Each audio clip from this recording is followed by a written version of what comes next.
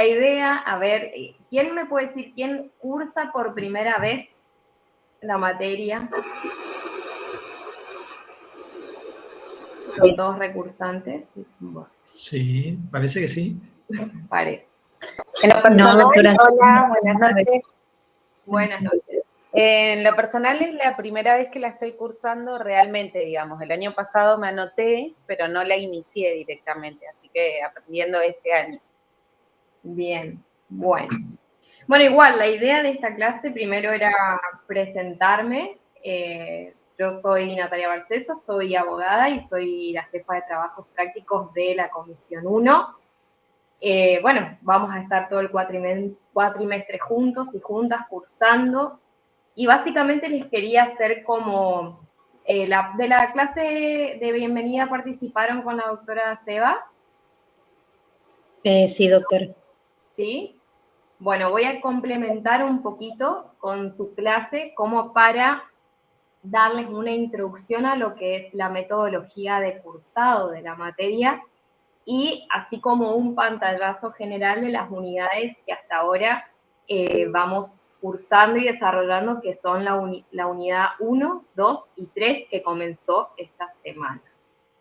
¿Pudieron o tuvieron la posibilidad de acceder a los videos del aula? ¿Sí? Sí, doctora, sí. Yo, si me permite, doctora, yo soy recursante. Sí. Y no sé si es este momento, esta clase, pero bueno, voy a aprovechar la oportunidad de compartir, digamos. Realmente me resultó difícil algunos casos para desarrollar porque había cuestiones que se mezclaban, digamos, en la respuesta, en el tema, en el caso, digamos, a resolver. Había que resolverlo como juez, como abogado, y bueno, por ahí me dificultó y en el último examen, el último trabajo práctico lo perdí y bueno, y salí mal 5.50 y con ese perdí el espacio, digamos.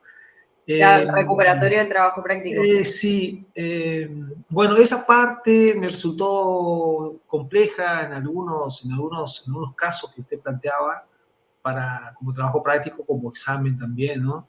Me gustaría saber si para este año se podría hacer un caso particular, cómo tener en cuenta o qué tener en cuenta a la hora de desarrollar o de llevar a cabo la realización del mismo, para no cometer por ahí las falencias que ya tuve y bueno, más allá de como experiencia, pero bueno, no quiero volver a caer en esos yerros, digamos, conceptuales por ahí o de definiciones. Ese por un lado. Y por otro, había actividades que teníamos que tener en cuenta la cantidad de palabras y por ahí no me marcaba, en mi caso, no sé si a algún compañero le pasó lo mismo, el contador de palabras. Entonces teníamos que estar contabilizando punto por punto palabras, signos, números, para no superar, digamos, la cantidad de palabras. Bueno, en definitiva, esos son las dos falencias o las dos dificultades, mejor dicho, no falencias, las dos dificultades con las que yo me encontré en el cursado del año pasado. Y previendo no tener los mismos errores, digamos, por eso... No, por eso está bien lo que me decís, Héctor, y te agradezco. Por eso este año previmos con las demás docentes cómo realizar más clases de apoyo y tutorías, porque vemos que por ahí se presentan muchas dificultades a la hora de responder y hacer como este compromiso mutuo, ¿no? De nosotras brindar o estar más presentes en los apoyos y ustedes de estudiar. Por eso se les pedía al final de la clase de apoyo a la doctora Seba que todas las semanas lean el contenido de la unidad, por lo menos leer, no estudiarlo a fondo, pero sí como tener ya una lectura previa y provisional como para ir entendiendo, cosa de que cuando llegue el momento de hacer el trabajo práctico o rendir el examen parcial, ustedes ya por lo menos tengan el contenido leído más de una sola vez, que por ahí es lo que hacen la mayoría de los y las estudiantes, de leer una sola vez antes de ir a hacer el trabajo práctico y por ahí es donde se presentan las dificultades, sobre todo a la hora de plantear los casos donde en realidad no hay una respuesta correcta, siempre y cuando esté bien fundamentada y dentro del marco de la previsión normativa y legal vigente.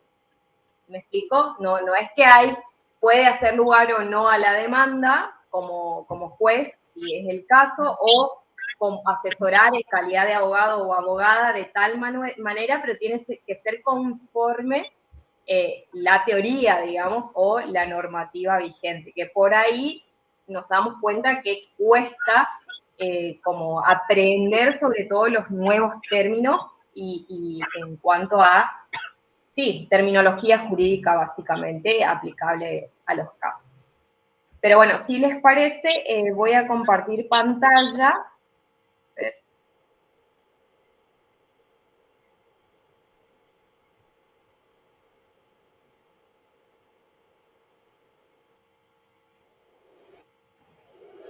Ustedes me dicen si lo ven, por favor. ¿Ven? Sí, doctor. Sí, profe, sí. Bien. Con esto, como para no hacer muy larga la clase, luego vamos a dejar unos minutitos para cualquier consulta que ustedes tengan, pero la idea es que ustedes sepan básicamente esto, sobre todo para quienes recursan la materia, están viendo, ¿no? Porque yo no los veo. Quiero que me den el ok, si ven. Sí, se observa, doctor. Bien, esto, que contamos con un nuevo programa para el desarrollo del cursado y del contenido de este año del 2025. Si bien no hay una reforma profunda en el programa, sí se ha agregado contenido que nosotras vimos que era necesario agregar para complementar lo que ya estaba. Si bien no hay nada radical, sí se agregaron algunas cuestiones que por ahí hacen al aprendizaje de la materia. Esto está colgado en el aula como resolución para que ustedes vean que tiene un instrumento que avala y aparte está el programa analítico de la asignatura donde está especificado por unidad todos los temas que corresponden a cada una de ellas. Sí, yo estaba mirando, justamente cotejando, doctora, disculpe que le interrumpa la Sí, exposición. no, por favor. Justamente estaba cotejando porque yo había armado esquemas, redes, mapas mentales y bueno, este año bajo el nuevo programa y me encuentro que hay temas que se han anexado, así que tengo que reformular mis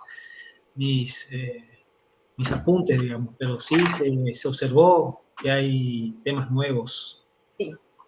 Sí, sobre todo las unidades por ahí que nosotros vimos como fundamentales, que por ahí están más flojas y flojos en el desarrollo del contenido durante, más que nada, los exámenes orales. Pero bueno, eso para que tengan en cuenta que tenemos el nuevo programa donde se agregan temas, no es que se modifica mucho. Y bueno, también van a encontrar disponible en el aula el tema de que un alumno particularmente me preguntó, tienen el Código Civil y Comercial de la Nación comentado. Esto encima guárdenlo como oro porque lo han bajado de la página del Sistema Argentino de Información Jurídica, así que es medio que lo descargamos a tiempo para tener acceso y está disponible en el aula de la versión actualizada del 2022. Lo que no pudimos conseguir, y es una cuestión de licencia y derecho de autor, es el manual de la doctora Marisa Herrera, de la versión actualizada, creo que es del 2019 o 2020, pero sí está el del 2015. Básicamente, el contenido esencial y el desarrollo troncal de la materia se versa en el manual de Marisa. Así que bueno, eso quería decirles que está esto disponible, así que por favor utilícenlo porque forma parte de la bibliografía obligatoria de la materia. No se olviden que dentro de cada unidad, dentro del aula, está el video, cortito porque esa es la reglamentación de la universidad, de introducción a la unidad y de explicación de los contenidos principales de cada una de ellas por parte de la titular de la cátedra. Y a su vez, dentro de cada semana y dentro del desarrollo de esa unidad, se les facilita a ustedes lo que es el manual de estudio, que es una guía, por eso es importante, una guía de estudio que la pueden utilizar como para ir leyendo el contenido semana tras semana, porque si bien el examen se va a basar en la bibliografía obligatoria. Esos manuales que ustedes tienen acceso por una semana por unidad, es importante porque los acerca al contenido imprescindible de la materia, ¿no es cierto? De los cuales no nos podemos alejar. Así que bueno, eso quería contarles. Por otro lado, tenemos, no sé si leyeron, yo más o menos les fui copiando lo que tenemos en la plataforma principal, que es la metodología del cursado. Para que entiendan, no sé cómo serán en las demás materias, pero tenemos 2 parciales, de los cuales se rinde un recuperatorio de cada uno, y 3 trabajos prácticos. De esos trabajos prácticos se debe aprobar el 100%. Llega al fin de la cursada con aquellos y aquellas alumnos y alumnas que aprobaron ambos parciales o sus respectivos recuperatorios y han salido mal en un solo trabajo práctico, que a los cuales se les da la oportunidad de rendir un recuperatorio, pero es solamente de un solo trabajo práctico. Así que los y las invito a que por favor no dejen de realizar los trabajos prácticos. Completando la duda o el inconveniente que comentaba recién Héctor, ustedes el trabajo práctico lo pueden realizar en un documento de texto o en alguna plataforma previo a subirlo al aula, donde, por ejemplo, Microsoft Word tiene el contabilizador de palabras, donde ustedes pueden ahí armar su esquema de respuesta y luego la suben al aula. Porque recuerden que los trabajos prácticos no tienen control SMART, sí lo tienen los exámenes parciales. Eso es importante que ustedes sepan porque por algo nosotros pedimos el tema de la contabilización de palabras, porque lo que nosotras evaluamos es que ustedes puedan contestar, o sea, por ahí venimos de una escuela de abogacía donde mientras más palabras y más se diga mejor, donde las demandas y las contestaciones de demandas tenían 10, 15, 20 hojas, y en realidad por ahí se pierde de vista lo esencial que nosotros, y sobre todo a las docentes de la cátedra, nos damos cuenta si los y las alumnas saben y entienden el contenido realmente aplicable al caso dado en el trabajo práctico. Si realmente estudiaron, básicamente.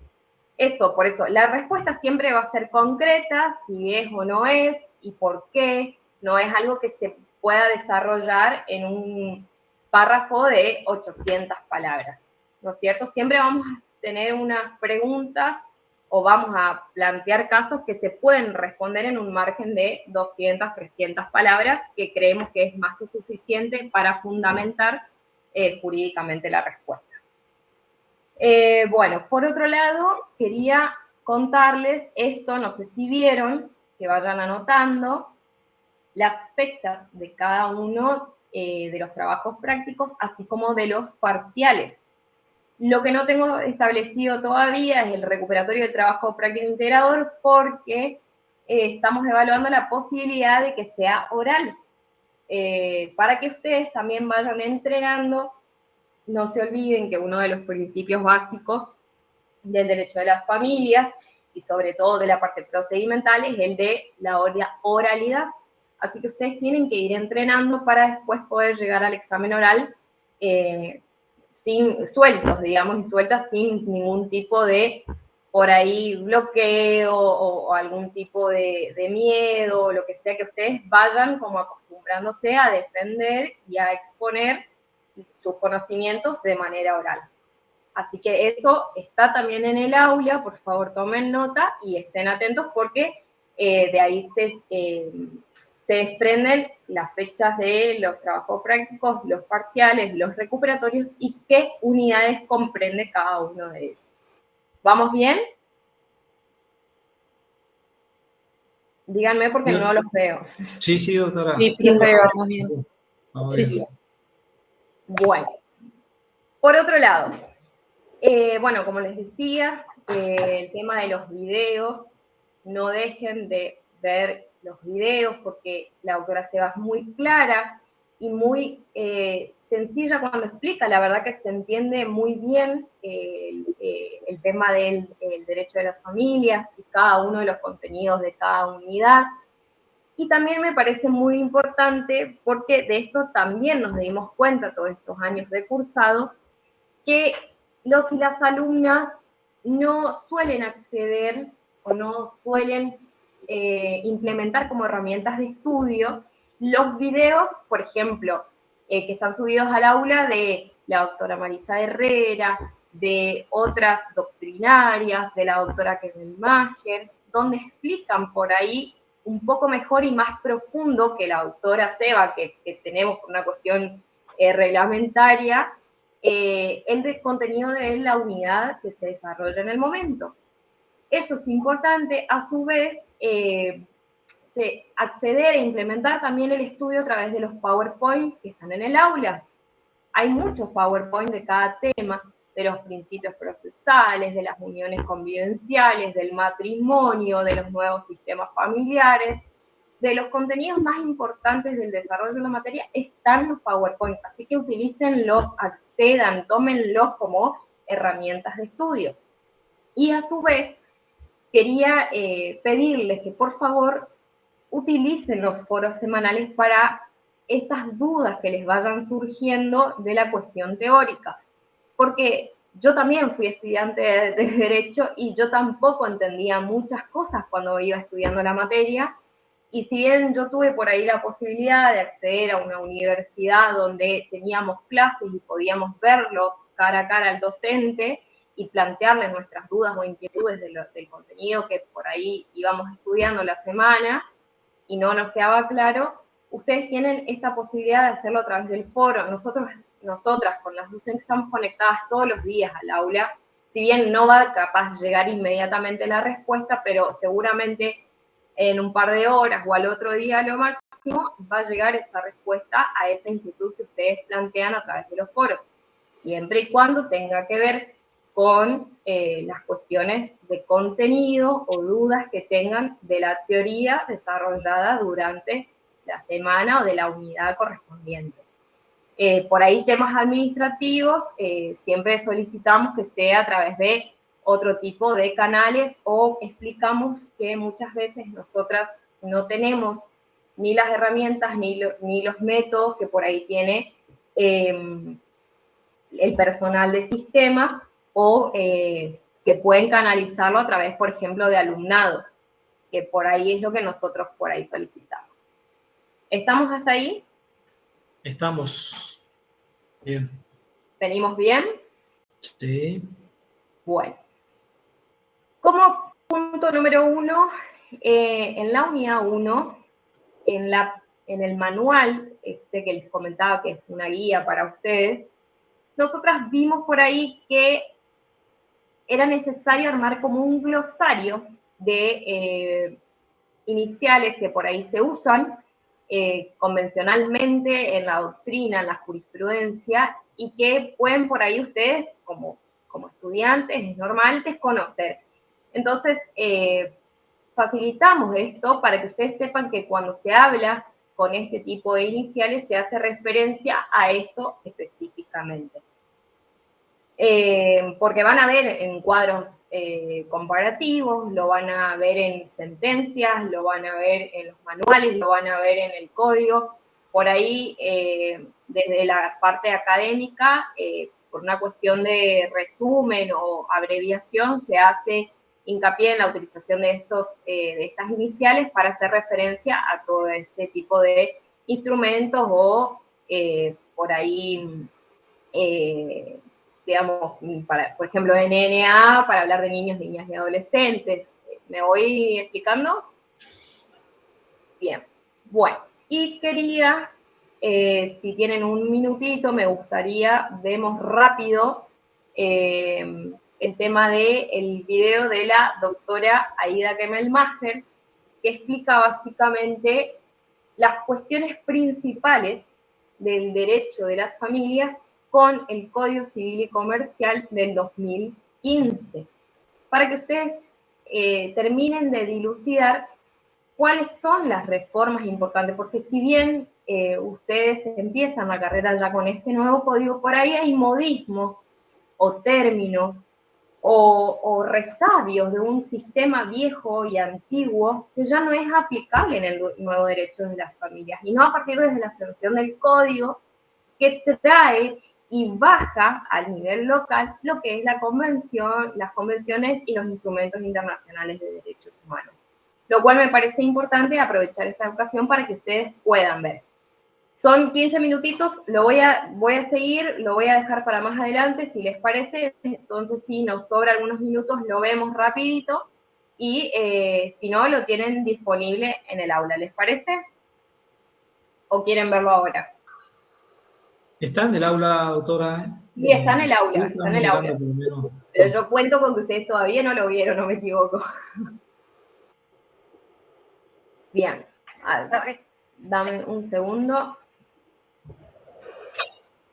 Bueno, para traer un poquito a colación y complementar lo que explicaba el otro día la doctora Seba, hay que entender que todo esto de lo que es lo nuevo en lo civil y comercial es muy importante y tiene su base fundamental en los artículos 1 y 2 del Código Civil y Comercial, donde se habla que cada caso en concreto tiene que ser resuelto conforme la Carta Magna y los instrumentos internacionales de derechos humanos. Cuando aprendí ahora en la especialización del derecho de las familias que hablamos de instrumentos, es un dato muy importante y les cuento y se lo transmito a ustedes.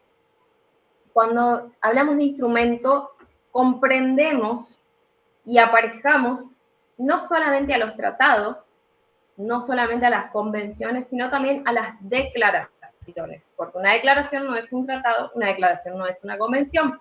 Entonces, al hablar de instrumentos de derechos humanos en general, hablamos de esto que firma la Argentina y se compromete a garantizar y a promover y a igualar en la jerarquía a los derechos y garantías de la Constitución Nacional. Entonces es muy importante que esa lectura sea aplicada por el Código Civil y Comercial y específicamente escrita en sus artículos 1 y 2. Por otro lado, esto también está muy bien explicado en el Código Civil y Comercial comentado, así que, pero no va a ser el tomo 2 que ustedes tienen acceso, sino el tomo 1, que también la versión del 2015 lo explica muy bien. También esto de reemplazar la palabra espíritu de la ley con finalidad de la norma. Es importante esto, ¿por qué? Porque entonces, a nivel doctrinario y jurisprudencial, dejamos de suponer o pensar qué es lo que tuvo en cuenta él o la legisladora al momento de la sanción de la ley. No hablamos de una persona ni la voluntad de esa persona, sino hay que mirar con un panorama integral qué objeto intentaba proteger o promover la normativa sancionada. Y esa es la finalidad. No sé si me voy explicando. Así que bueno, esas son dos cuestiones fundamentales que quería traerles, que va a servirles como base a ustedes para entender por qué nosotras hacemos tanto hincapié que ustedes entiendan a este derecho de las familias como parte de un derecho constitucional y convencional, porque tenemos este artículo 1 y artículo 2 que nos permite y nos abre este panorama internacional. ¿Me van siguiendo? ¿Sí? ¿No? Sí, profe, muy claro. Perfecto. Muy claro. Bueno, por otro lado, antes de pasar, quería saber y preguntarles, aprovechar esta ocasión, derecho constitucional. Ustedes ya cursaron, ¿no? Derecho constitucional. Sí. ¿Cursaron? ¿No? Sí, sí. Bien. Bueno. Y incursionaron o dieron o algo estudiaron acerca de todo lo que es el sistema de protección de derechos humanos. Previsto por los instrumentos internacionales. Sí, se estudió todo con derechos humanos también, en el área. ¿Derechos humanos también ya cursaron? Sí. Bien. Bueno, yo les había preparado, porque, bueno, qué bueno lo de ustedes, porque yo cuando fui estudiante no pude verlo y la verdad que lo tuve que aprender una vez recibida, el tema del sistema de protección de derechos humanos interamericano. ¿Por qué les digo esto? Porque por ahí vimos dificultades de interpretación o de entender el tema de la confusión que se crea por ahí entre lo que es la Comisión Interamericana de Derechos Humanos y la Corte Interamericana de Derechos Humanos. ¿Eso dieron en derechos humanos, en derecho constitucional? Sí, doctora, en derechos humanos se vio eso. Sí, sí. Buenísimo. Bueno, está bueno que ustedes lo tengan. Yo igual este cuadrito se los voy a dejar. Les digo también para un futuro, porque el sistema interamericano constantemente, 4 veces al año, por estación, lanza convocatorias a pasantías, tanto para la Comisión Interamericana de Derechos Humanos como para la Corte Interamericana de Derechos Humanos. Así que si algún día les interesa, pueden ingresar a la página de la OEA y a la de la comisión o la corte y van a ver las convocatorias, no solamente pasantías, sino también para contratación laboral, digamos, pero está muy bueno y la verdad que los y las invito para que se adentren más en el sistema de protección de derechos humanos interamericano, que los fallos de la corte, las opiniones de la comisión, los informes, son parte del control convencional y constitucional obligatorio que tiene la Argentina. Así que eso estaría bueno que por ahí refuercen para que entendamos el contenido, sobre todo porque, y haciendo alusión a lo que contaba Héctor, porque este año se incorporó al programa el estudio de los fallos más importantes de la Corte Interamericana de Derechos Humanos en el derecho de las familias. Todos estos fallos que están enumerados en la unidad número 1.3 están, por ejemplo, Artavia Murillo, Fornerón e hija, Atalarrifo, Furlán, María e hijo. María e hijo es nuevísimo, es del año 2024, es muy bueno porque trata todo lo que es el sistema de integral de vulneración de derechos sufrido por María, que era menor de edad, un montón de violencia institucional de todos los ejes e intervenciones que se realizaron, la vulneración de derechos que sufrió el hijo de María. La verdad, por eso nosotras sentimos que la incorporación de estos fallos hacen a que ustedes puedan relacionar y aprender el derecho de las familias de manera mucho más reforzada, porque así van a entender que los fallos de la Corte Interamericana, los informes, las opiniones, son materia obligatoria de cumplimiento por parte de la Argentina. ¿Estamos? Bueno, vamos a saltar entonces la parte de la diferenciación entre la Comisión Interamericana y la Corte. Y bueno, esto quería traer también a colación, pero bueno, si ustedes me dicen que ya lo dieron, buenísimo. A mí, profesora, perdón, disculpe. Sí. Que a mí me interesa que si lo puede repasar esa diapositiva anterior, porque la verdad que es muy clara hablando. Y, bueno, Silvia, no hay problema. ¿Cuál? La de la comisión. Claro, la diferencia que iba a marcar recién. Bueno, para entender, nosotros vamos a que, como primer, no sé si vos participaste de la clase de apoyo de la doctora Seba, ella hablaba de que hay que primero entender que tenemos dos lados o dos sistemas de protección de derechos humanos. Tenemos el universal, que es todo lo de la Organización de las Naciones Unidas, y tenemos el sistema de protección regional, que es todo el sistema interamericano. En el sistema interamericano, ¿quién es el organismo encargado de velar por esa protección? Es la Organización de los Estados Americanos, la OEA. La OEA tiene dos instrumentos principales de la cual regirse. Una de ellas es la Declaración Americana de los Deberes y Derechos del Hombre, y otra es la Convención Americana sobre Derechos Humanos. ¿Por qué les digo esta diferenciación? Porque me tocó a mí aprenderlo ya de grandecita. La Declaración de los Deberes y Derechos del Hombre, así como la Declaración de los Derechos Humanos, es lo que a la Organización de los Estados Americanos le da la facultad de intervenir, por ejemplo, en un país como los Estados Unidos. Porque los Estados Unidos sí adhiere a esas declaraciones, pero no así a la Convención Americana de Derechos Humanos.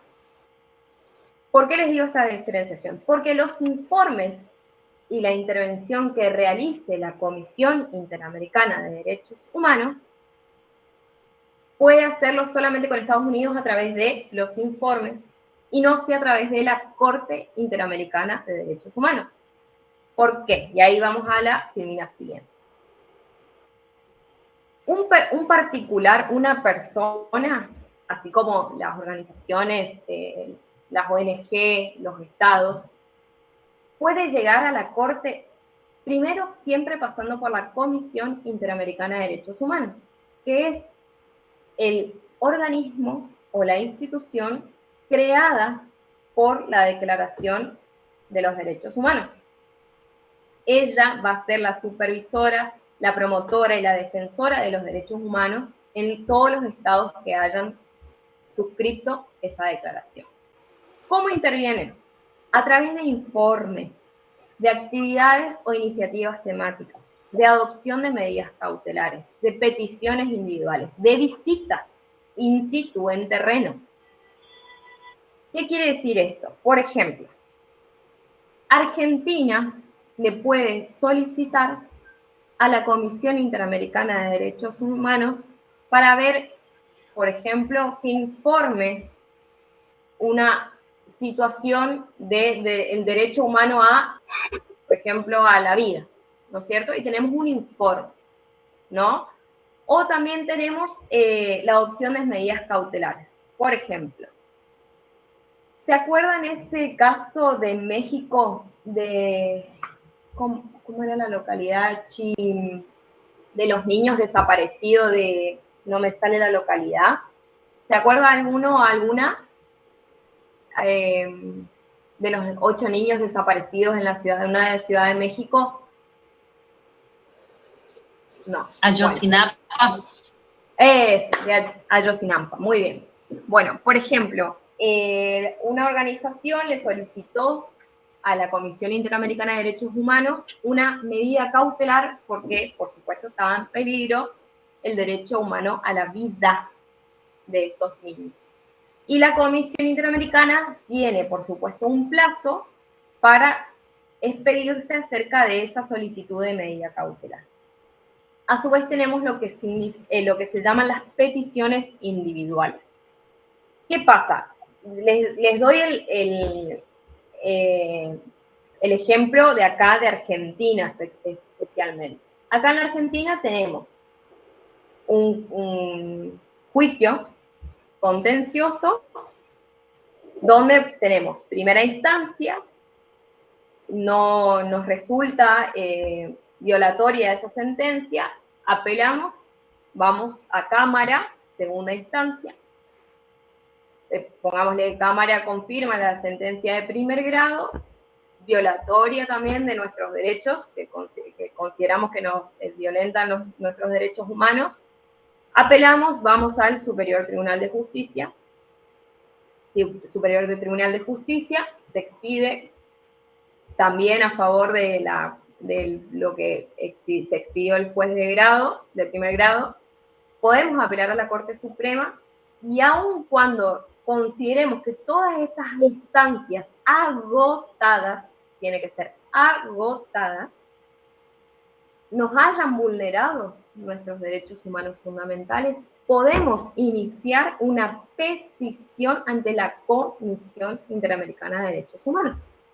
La comisión tiene un procedimiento específico donde primero analiza que se hayan cumplimentado, todo esto, chicos, está en la Convención Americana sobre Derechos Humanos, que se hayan cumplimentado sobre todo los artículos, creo que si no me equivoco era el 8, donde se hayan agotado, habla de agotamiento de recursos internos, y aún así esa parte peticionante considere vulnerados sus derechos humanos básicos, puede acceder a la comisión y la comisión se va a expedir acerca de si es procedente o no esa solicitud de petición.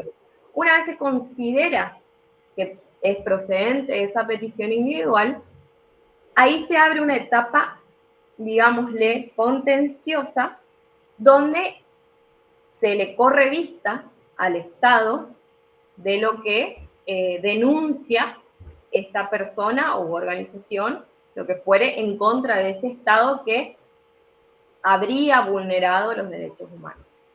Ese Estado responde, así, demanda contra demanda, demanda contra demanda, se hace todo un proceso de análisis y se realiza un informe sobre ese caso llevado ante la Comisión Interamericana de Derechos Humanos, donde se analiza si el Estado ha o no vulnerado los derechos humanos de esa petición individual, de esa denuncia, digamos. Si se considera que se han vulnerado esos derechos humanos, se abre una instancia conciliatoria para con los estados, donde se llama los mecanismos de solución amistosa, donde puede o no arribar a un acuerdo con el Estado, se hace un control y seguimiento de ese caso, y si no, ahí se hace un informe donde se eleva recién a la Corte Interamericana de Derechos Humanos. Ahí la Corte ya actúa como un órgano judicial de la OEA, donde ellos van a intervenir a través de la emisión de una sentencia que se expida sobre ese caso llevado a la Corte por la Comisión. Quiere decir que a la Corte se accede recién a través de un informe de la Comisión Interamericana de Derechos Humanos por parte de los particulares. ¿Me explico? Por eso es importante que ustedes diferencien estos dos organismos, porque sobre todo la Corte solamente va a tener potestad o facultad sobre los miembros que suscribieron la Convención Americana de Derechos Humanos. ¿Me van siguiendo? ¿O están muy perdidos? No, muy No, claro. doctora, está claro. ¿Está bien? Muy claro, doctora. Bueno. No sé, sí, yo creo que me doctora, había... una pregunta. Con respecto a la determinación que tome o que arribe la Corte Interamericana, ¿es a través de la Corte Suprema que hace la bajada de lineamientos sobre la sentencia o es la que dictamina y es el que debe cumplir el Estado, digamos, el fallo que dictamina la Corte Interamericana? Ay, perdón, Héctor, pero no te entiendo tu comparación con la Corte Por ejemplo, el caso, usted está dando todos los pasos, ¿no es cierto?, hasta llegar a la Corte Interamericana. Sí. Se agotó toda esa instancia y la Corte dicta una sentencia, digamos, pero esa sentencia hace la bajada a través del Estado argentino, en este caso como ejemplo que estamos tomando, o es directo de la Corte Interamericana hacia el caso puntual? No, es a través del representante del Estado ante la Corte Interamericana de Derechos Humanos. Ahí estamos, ante el representante. Exactamente. Inclusive, ahora la verdad que desconozco quién es la autoridad estatal, porque quien contesta, por decirlo así, los pedidos de informes, generalmente es la Secretaría de Asuntos Exteriores, por así decirlo, ¿entendés? Sí, Porque sí, sí, sí. es quien reviste de la facultad de representación del Estado a nivel internacional. Ahí estamos, ahí está, esa era la respuesta que no me quedaba completa, doctora. Te la Muchas dejo gracias. igual como tarea, Héctor. Después Bueno, chiflame por el foro a ver quién en bueno. este momento del organigrama del Poder Ejecutivo Nacional es el representante o quién interviene en los casos ante la Comisión y la Corte. Estamos, doctora, gracias. Bueno, seguimos entonces. ¿Alguna duda de esta diferenciación? No, muy claro, profe. Bien. Bueno, esto me parece también importante traerlo para que ustedes sepan los instrumentos interamericanos. Por eso la doctora Seba explicaba bien el otro día, yo hoy vengo a reforzar esa explicación de la diferenciación entre universal e interamericano, porque dentro de los interamericanos nos vamos a encontrar con estas convenciones y protocolos de derechos humanos, que es importante porque son las que aplica o a las que acude por ahí el Sistema de Protección Interamericano de Derechos Humanos. Bueno, hasta ahí vamos bien. Como para terminar así una breve introducción a la unidad 1, ¿cómo les doy un tip para que vayan estudiando? No les pedimos que estudien de memoria las convenciones ni las declaraciones, pero los instrumentos internacionales de derechos humanos, abórdenlos en cada tema, para que ustedes vayan haciendo esa relación, porque les prometo que en cada tema de cada unidad hay o se aplica un instrumento internacional de derechos humanos. Es importante que ustedes sepan porque después nosotras hacemos ese tipo de preguntas en los exámenes de una relación entre, por ejemplo, no me acuerdo si era pregunta de reválida o libre, pero creo que era de reválida de cursada, que se relacione, por ejemplo, la convención, la CEDAW, con las medidas que se implementan a favor de la víctima de violencia de género. ¿Cuál sería la relación? Entonces, ustedes, si leyeron y estudiaron la Convención de Eliminación de todas formas de discriminación contra la mujer, van a saber la relación que existe entre esa convención y las medidas que hoy tiene la mujer en caso de ser víctima de violencia de género. Por eso los incorporamos como parte del programa, para que ustedes puedan hacer esa relación y puedan bajar a nivel local lo que está previsto a nivel internacional, de lo cual la Argentina adhirió, suscribió y tiene obligación de cumplir. ¿Estamos hasta ahí? Pasamos a la unidad 2. Así rapidito, para que ustedes entiendan, 3 cosas básicas de la unidad 2 que ustedes tienen que saber. Todo ese título y capítulo va a estar regido por 2 principios. Por el principio de igualdad y no discriminación y por el principio de respeto a la autonomía de la voluntad. Y no voy a entrar para que ustedes no se mareen, porque a mí me interesa y a nosotras nos interesa que ustedes sepan y entiendan cuál es el derecho vigente hoy. No lo que fue antes. Si ustedes quieren estudiar la historia de las reformas del código y de las leyes y del matrimonio y de la historia de la mujer, cómo era incapaz civil, eso ya queda por cuenta suya. A lo que nosotras nos interesa que ustedes sepan que hay un principio de respeto a la autonomía de la voluntad y todo guiado por el artículo 19 de la Constitución Nacional, que hoy nos trae un matrimonio con libre de injerencias arbitrarias por parte del Estado. Eso es básico de toda la unidad de matrimonio. Y dos cuestiones que quiero agregar: sepan la diferencia entre los impedimentos, porque eso también cambió con respecto al otro código, siempre teniendo su guía principal, estos dos principios que les digo, los dirimentes y los impedientes.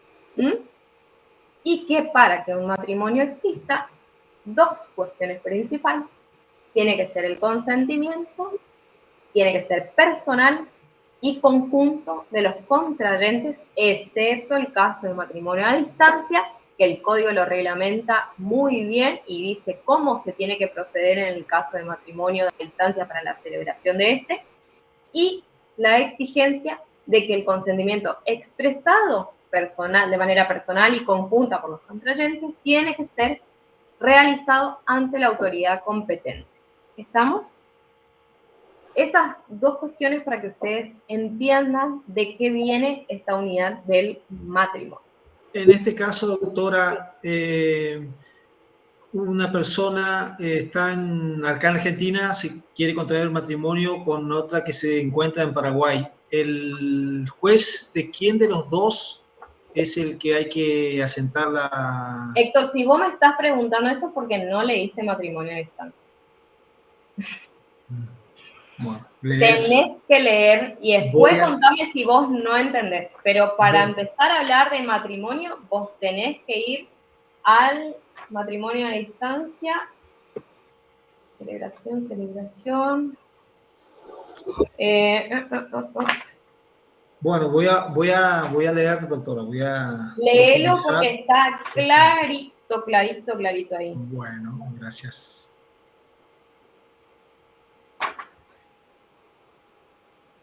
Bueno, está el idioma, está todo. A partir del 416 está todo lo del Código Civil, está todo lo relativo a la modalidad de celebración del matrimonio. ¿Está? Para que vos sepas.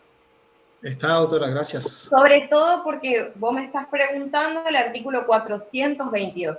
Vos querés buscarlo y lo lees a todos tus compañeros, entonces no saben, pero el tema es que no podemos hablar de matrimonio a distancia si no sabemos cuál es la modalidad ordinaria de celebración. ¿Entendés? No me quiero anticipar. Si ustedes saben que para las condiciones de existencia son requisitos inaludibles el consentimiento personal brindado por parte de los cónyuges con la autoridad competente para intervenir, que en este caso es el oficial del registro del Estado Civil y capacidad de las personas, para que haya una excepción a esa regla, tiene que pasar lo previsto en el artículo 422, porque en caso que no se cumpla lo establecido por el Código, es un matrimonio inexistente. ¿Estamos entendiendo? Está, doctora, gracias. Bueno, pasamos entonces a la unidad 3. Bueno, acá tenemos lo del tema de los efectos personales del matrimonio, que traigo a colación como importante. Para la doctrina y la jurisprudencia hicieron mucho hincapié en esto, de cuál es lo fundamental del matrimonio, que sea una comunidad de vida, que haya un proyecto de vida en común, que haya un apoyo mutuo. En un primer momento, en el anteproyecto del Código se había como suprimido el deber de cohabitación, por ejemplo, de los cónyuges, pensando en esto de los matrimonios que existen hoy en el mundo que viven en casas separadas. Pero bueno, Después van a leer toda la fundamentación correspondiente y bueno, quedó como parte de uno de los deberes morales, por así decirlo. Tenemos varios deberes. El principal, el jurídico, que es un derecho deber de los cónyuges, es el de la asistencia. Se lo tienen que saber como al Padre Nuestro, el artículo 431 y el 432. Si alguien por ahí a mano tiene el código y quiere leer el 431 y el 432, les agradecería un montón. Como para Leo, doctora. ¿Sí? El capítulo 7, Derechos y Deberes de los Cónyuges. Artículo 431, asistencia. Héctor, y para todos y todas. Acá no hay U entre la G y la E, así que por favor es cónyuges. Cónyuges, sí, sí. G, con G. Sí, sí. Cónyuges. Muy bien. Artículo 431, asistencia. Los esposos se comprometen a desarrollar un proyecto de vida en común basado en la cooperación, la convivencia y el deber moral de fidelidad. Deben prestarse asistencia mutua. Artículo 432, alimentos. Los cónyuges se deben alimentos entre sí durante la vida en común y la separación de hecho, con posterioridad al divorcio. La prestación alimentaria solo se debe en los supuestos previstos en este código o por convención de las partes. Esta obligación se rige por las reglas relativas a los alimentos entre parientes en cuanto sean compatibles. Bien.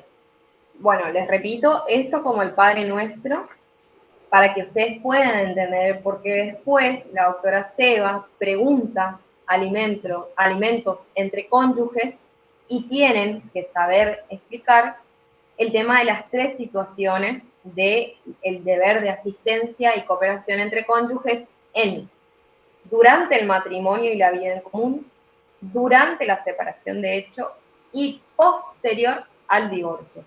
¿Sí? Tienen que saber explicarlo bien y entender porque cada uno de las tres tienen sus notas distintivas. Así que, por favor, eso estúdienlo bien, vean los PowerPoint que están subidos al aula, vean los videos que están subidos para que ustedes puedan entender.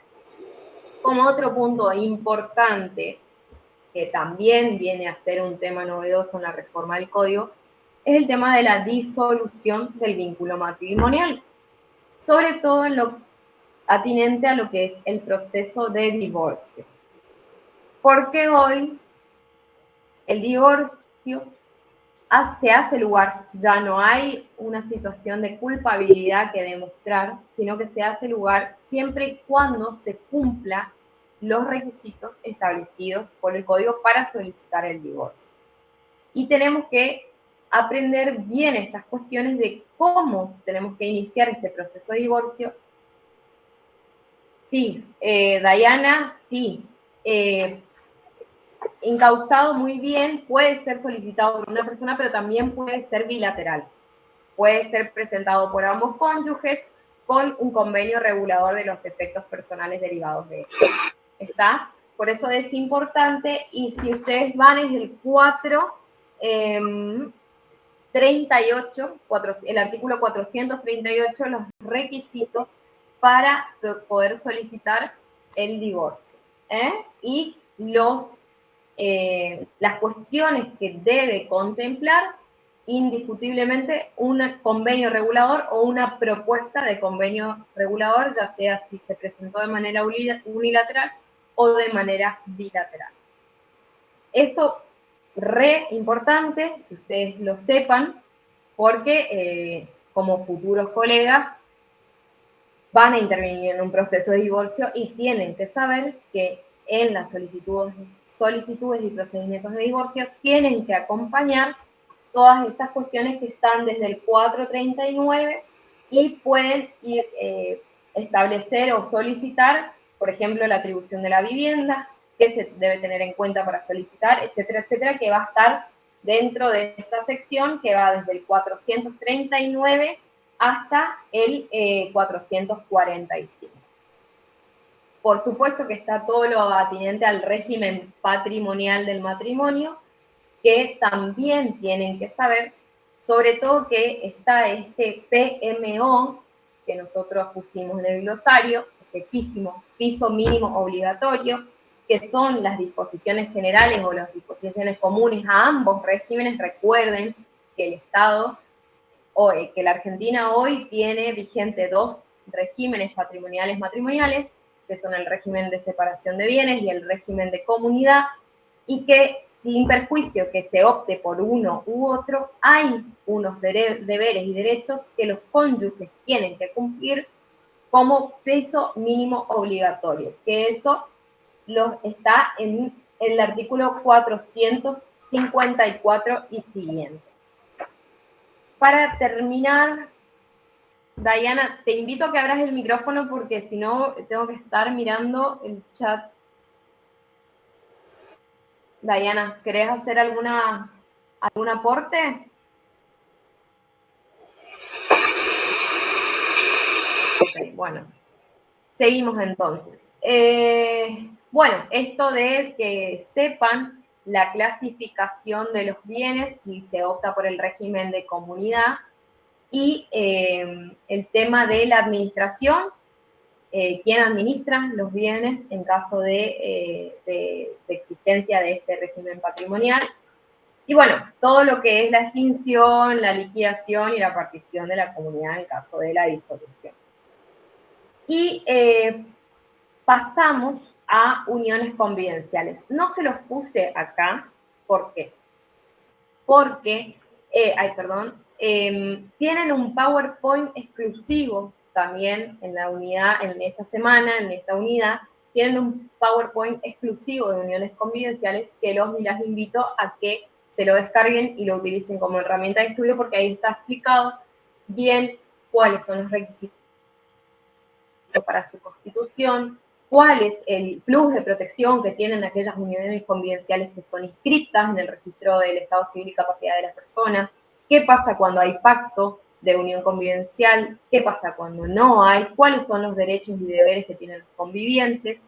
Y bueno, y como para finalizar esta unidad, un tema que incumbe tanto al matrimonio como a la unión convivencial en lo que es cuando posterior, digamos, una vez finalizado ambos vínculos, es el tema de la compensación económica que nosotras preguntamos siempre en exámenes parciales y en exámenes orales, porque es un derecho un derecho que hoy es una novedad en nuestro Código Civil y Comercial que tiene una fuerte perspectiva de género y a la cual hay que saber aplicar y acudir siempre y cuando, digamos, esté dentro de la normativa, ¿no? Acá les preparé un cuadrito para que ustedes visualicen cuáles son las semejanzas y cuáles son las diferencias entre ambos institutos, tanto el matrimonio como la unión convivencial, porque para su conformación tiene cuestiones similares, pero tiene a su vez esta distinción en algunas cuestiones en lo que respecta al matrimonio y a la unión convivencial. Esto es importante porque también hemos pedido que nos hagan esta comparación de la compensación económica respecto del matrimonio y respecto de la unión convivencial, porque es importante que ustedes sepan, porque no es lo mismo una finalización de un vínculo matrimonial de 15 años, 20 años y una unión convivencial de 5, de cuánto o hasta cuándo puedo solicitar yo la compensación económica en uno y hasta cuándo o dentro de cuánto tiempo tengo para solicitar en una unión convivencial. ¿Me van siguiendo? Así que bueno, eso es muy importante que ustedes sepan la diferencia. Y bueno, y quería más o menos comentarle el tema de, volviendo a lo que me incumbe específicamente, los trabajos prácticos, que la semana que viene o la otra, no sé cuándo es 8, va a ser el trabajo práctico número 1, que va a contemplar estas 3 unidades. Es muy importante que ustedes lean los casos que nosotros les pusimos, los fallos de la Corte, vayan amigándose con la jurisprudencia. Así ustedes pueden ver y analizar de qué manera posicionarse ante